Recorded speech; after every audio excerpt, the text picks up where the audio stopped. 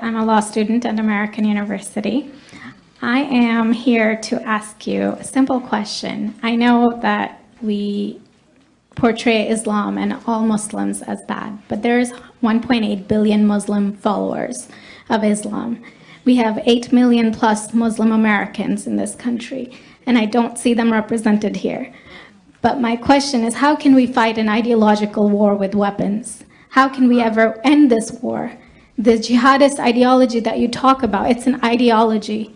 How can you ever win this thing if you don't address it ideologically? Great question. I am so glad you're here, and I am so glad you brought that up because it gives us an opportunity to answer. What I find so amazing is since the beginning of this panel, which we are here about Benghazi attack against our people, not one person mentioned Muslims. We are here against Islam, or we're launching war against Muslims. We are here to discuss how 4 Americans died and what our government is doing. We were not here to bash Muslims. You were the one who brought up the issue about most Muslims, not us. And since you brought it up, allow me to elaborate with my answer. There are 1.2 billion Muslims in the world today. Of course, not all of them are radicals. The majority of them are peaceful people. The radicals are estimated to be between 15 to 25%, according to all intelligence services around the world. That leaves 75% of them peaceful people. But when you look at 15 to 25% of the world Muslim population, you're looking at 180 million to 300 million people dedicated to the destruction of Western civilization. That is as big of the United States. So why should we worry about the radicals, 15 to 25%? Because it is the radicals that kill. Because it is the radicals that behead and massacre. When you look throughout history, when you look at all the lessons of history, most Germans were peaceful. Yet the Nazis drove the agenda. And as a result, 60 million people died.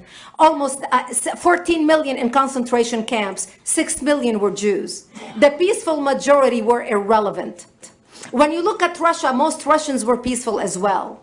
Yet the Russians were able to kill 20 million people. The peaceful majority were irrelevant.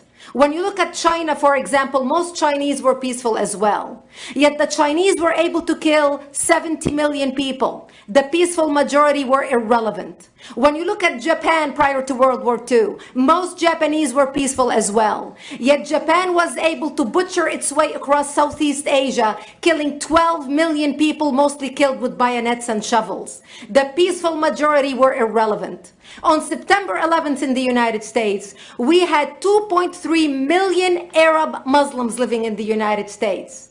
It took 19 hijackers, 19 radicals to bring America down to its knees, destroy the World Trade Center, attack the Pentagon, and kill almost 3,000 Americans that day. The peaceful majority were irrelevant. So for all our powers of reasons and us talking about moderate and peaceful Muslims, I'm glad you're here. But where are the others speaking out? And since you are the only Muslim representative,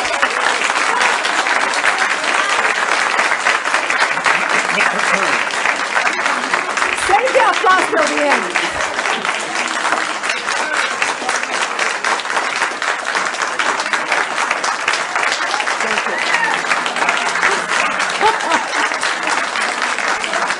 Thank you. Thank you.